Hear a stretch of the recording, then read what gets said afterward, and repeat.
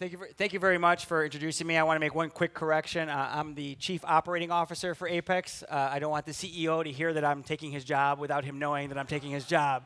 So, but I'm the Chief Operating Officer and General Counsel at APICS. I've been with APICS for 9 years, and APICS, like ASLOG, is one of the world's leading supply chain organizations. We are actually celebrating over 60 years, 61 years now in existence. We have over 40,000 members at APICS. Over 200 partners and over 1 million people have taken exams with us regarding in the field of supply chain. Importantly as well, our second largest market outside of North America is France. This is where we do the, yeah, thank you very much for that, by the way. Through our 60 years of existence, we've seen significant changes in supply chain. And one of the biggest changes that we've been seeing is that traditionally supply chain professionals were not interested or didn't know they were going to land in supply chain when they were studying in school.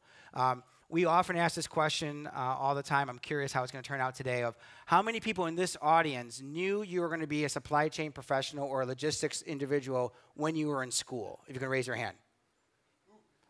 Okay. And two people. Yes.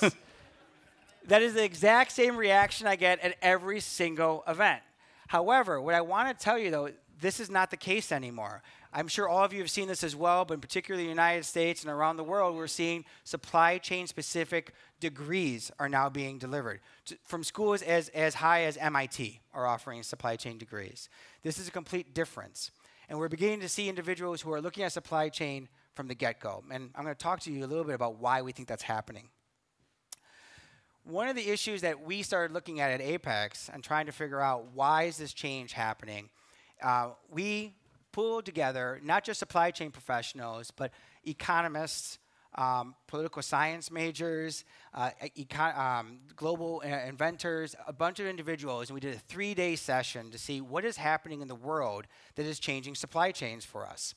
And we came up with what we call the rise. As you can see in the middle of the slide, it says the rise, and I'll talk to you about that. But at APICS, we commonly use the term the rise, and it's the rise of supply chain and what impact that has. Now, I listened to the speakers this morning, and you're going to see that what came out of the rise actually matches almost everything you heard this morning. And that was the rise of urbanization, the rise of Africa, the rise of the role of women in the global society, the rise of technology, which we're going to talk about today, transparency, multi-generational workforce. We often sometimes say the young and the old and then me, and then the speed of change. Now, why is that so important, or why that's not that distinct, correct? But supply chains are going to have major impacts on every single one of these. In fact, some of these may not happen without supply chains changing. And today, I really only have a little bit of time, so I'm going to briefly talk about 2 of these areas that we call the rise, and that's technology and what we call the multi-generational workforce, and what that's going to how that's going to impact supply chains. Now, when we think about technology, you could talk about many different things. You could talk about artificial intelligence. But for this presentation, I want to specifically really focus on digital supply chains. When we think about technology impacting us directly is the digital supply chain. Now, we're on the cusp of what we call the third digital revolution, right? We had computers, communication, but now what we're seeing now is the revolution of fabrication. And that's going to have a major, major impact for us in our supply chains, whether it's artificial intelligence, which we had some discussions today, whether it's 3D printing. How is that going to impact our supply chain if you don't have to even deliver it at all whatsoever? Blockchain, but even our economies, Bitcoin. Bitcoin's going to have, or however you want to call it, whatever it ends up being, whether it's Bitcoin or not, everyone has different theories of what's going to be the new currency. But technocurrency is coming, and how is that going to impact our supply chains and how we move goods and how things happen? Now, when we think about the digital supply chain, there's definitions for it, but there's multiple definitions for it, and generally revolves around the Internet of Things. And for me, my brain doesn't work so well on just reading things. I need to have more visual and more hands-on. And APICS has had the unique experience of working with multiple partners. I think I indicated them, or on one of my slides earlier says that we have over 200 partners. And Deloitte is one of our partners that we work with on a regular basis. And Deloitte has defined digital supply chain, I believe, in a real simple fashion. And how they look at it is it's the physical to the digital. So you have to have an idea. So physical doesn't always have to be in your hand, but there's an idea. And that idea or that thing has to be put into a digital format. You can't digitalize it unless it's put in a digital format, right? So then the digital has to go to digital. So that digital format has to now be used for digital reasons, whether it's for artificial intelligence, whether it's BI, business intelligence, however you decide to use the digital to digital. And then that digital becomes something physical. There's an end product, whether it's an actual thing or a strategy that comes out of it because of their information. So that's how Deloitte looks at it in their minds. APICS thinks, from our standpoint, of what does this really mean for us? Well, APICS has traditionally seen the supply chain, and I'm not sure if you're familiar with SCORE at all, this is the SCORE model. We have traditionally looked at supply chains in a linear fashion. Everything starts with plan, and then sometimes you could go in different directions, but essentially it goes plan, source, make, deliver, and enable, and then return. That's how we've always seen our supply chains. But the world today, and as we become digital, that's not going to be our supply chain. And in fact, we're already seeing it. It's going to look more like this. It's not going to be linear. Nothing has to happen first. Plan doesn't have to happen first anymore. And all of them can intertwine with each other in all different directions. If I was a better artist because I make my own slides, this would look a lot fancier. But this is the best I can do with what I have. But hopefully it gives you the idea that these interconnections that traditionally were linear and one had to happen before the other will no longer take place. And that's what the true digital supply chain is. And that's what's going to happen. Now, the next question is what's the current state then? Are people really embracing this? And the reality is there's three things happening with different companies. And I would like to expand it countries as well. Because countries have to play a role in this because companies alone can't support the new digital supply chain. And the first one is what we see the majority of those who are embracing it at all is adding on components to the traditional model. So they're adding on digital components where they can. Sometimes it causes strife. I'm sure many of you are in the process of doing that yourself at your companies. But you are trying to digitalize as you go forward. Then you have what I like to highlight as the startups or the newer companies. And those are companies that are digital from their get-go. They were incepted, they were born in the digital environment, and they are digital in everything that they do. But then you have actually over 52% of companies in the world right now. 52%, over 52% that are doing nothing to make themselves digital or to think about the digital supply chain and how it's going to impact them. From an APICS perspective, they are ensured to be disrupted. The other thing that a lot of people haven't discussed about the digital supply chain or the artificial world is the impact it could have on developed countries. Traditionally, the driving factor for manufacturing in particular has been lower labor costs. Then I'm going to go to that location. But now, if those locations are not investing at all in AI or artificial intelligence or any digital capabilities, what impact would that have on the countries that are investing in? Will France, with the United States, all of a sudden have an opportunity to bring manufacturing back in a different way, though? Maybe not the manufacturing that we're used to, but the manufacturing nonetheless. Why? Because we have the capabilities, the technology, and the infrastructure to train people to use those tools. It's a new opportunity for different countries. That's why I brought up the term countries and companies as well as we go forward. We are convinced, I know I heard I think it was the Michelin gentleman from Michelin who spoke that, yes, artificial intelligence isn't going to replace humans, but we also think that artificial intelligence is going to be a key. When I was young, the first computer beat the first chess master when I was a child. And for years, for more than years, for over 10, 20 years, a chess master could not beat a computer. It was just a few years ago that the first chess computer was beaten by a human with the assistance of a computer. So now, I know that sounds like it's funny, but it's true. Why? Because a computer was able to defeat the human, but the human with the computer was able to defeat the computer. That's important, because for me, that's the future of our supply chain. That's the future of our manufacturing. It's not one or the other. It's the two together are unbeatable. And that's how we have to be looking at this and embracing it from that standpoint. And if you look at that, if you are going to embrace artificial intelligence or the digital supply chain, that goes right back to my second thing I want to talk about very briefly as well, and that's the developing workforce.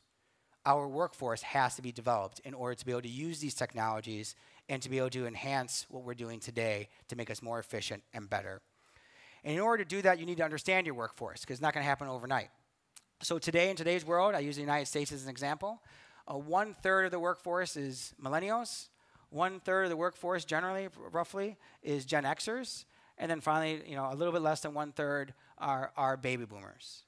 Now, that sounds about right. It's broken up pretty evenly. What's really interesting, though, as we look at the data, is that within the next few years, millennials will comprise 2/3 of the workforce. 2/3 of it. So now they had different expectations going forward, but I think this is really exciting and a positive for you in a minute when I talk to you in the next slides. Now, as I started out this conversation, I asked you, how did you come to supply chain? And, I think it was 2 hands raised their hands and say that that's what they thought about. And that sounds about right. Our data, our analysis says that baby boomers generally came from either accounting backgrounds or also from the floor. Gen Xers tend to be IT and marketing. I don't know why marketing people end up in supply chain, but they do. So that's the general area. But millennials and Gen Zs, who are the generation behind them, they are actually studying supply chain. Now, that is actually very positive for us, because as supply chains become more important, and all you agree with this, we need supply chain leaders. The unicorn that we would always be looking for, the chief supply chain officer, we used to call him the unicorn because no one could ever find one, exists now. Like, we've seen a number of them being appointed in the C-suite. That's a major, major change for us. That just shows how important supply chains have become. But if we want people to be in that C-suite, they need to be trained and ready to be in that C-suite. And that means they need to be leaders. And in order to go after those leaders, we're going to be challenged. Because right now, we know statistically that there aren't enough people to fill the jobs. We call it, I'm sure you've heard this term before as well, is the war on talent. We are going after the same talent all the time for the best positions in leadership positions. And we need to take that challenge forward. And traditionally, manufacturing companies, or the traditional manufacturing companies or logistic companies would be competing with each other. So the GEs would be competing with Boeing or with Airbus or with Thales for the same talent. That was bad enough as it was. But now that we're elevating who we're looking for, we're competing with Google. We're competing with Apple. We're competing with Amazon. The same people that Amazon wants to hire or that Google wants to hire, GE wants to hire. I'm not sure if in France, GE was doing the same thing as they were doing in the United States, but they had an entire campaign of commercials that would be on at any major sporting event you'd be watching. There would be this chain of commercials called where there's this individual who is telling his parents he's going to work for GE, and his father was really excited that he's going to go into manufacturing, and he leaves the room, and he comes back with a hammer, a giant hammer, and puts it on the table and says, use your grandfather's hammer because now you're going to be building things. And the son was trying to explain to him that, no, I use computers to build things. I don't need a hammer.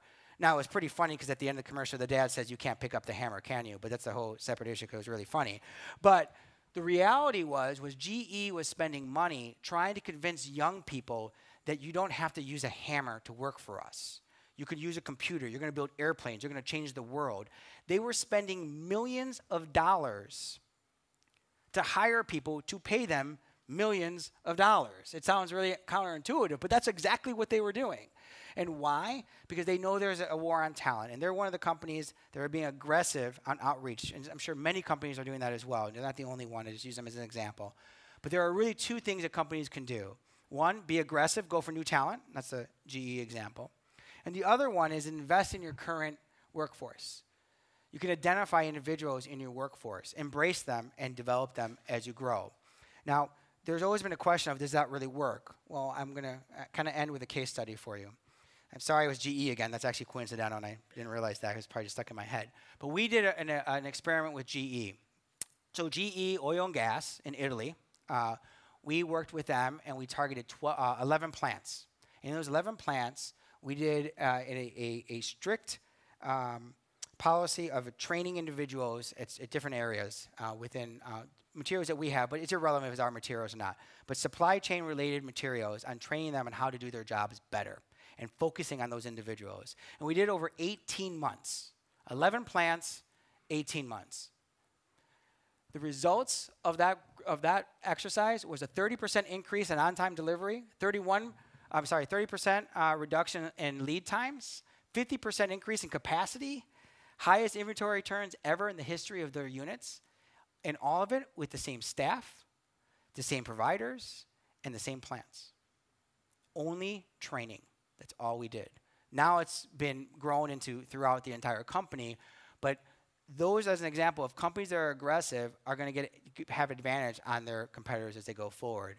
And so I'd like to end. I got 15 minutes. I'm going to hit it right on the spot, by the way. Take your time, please.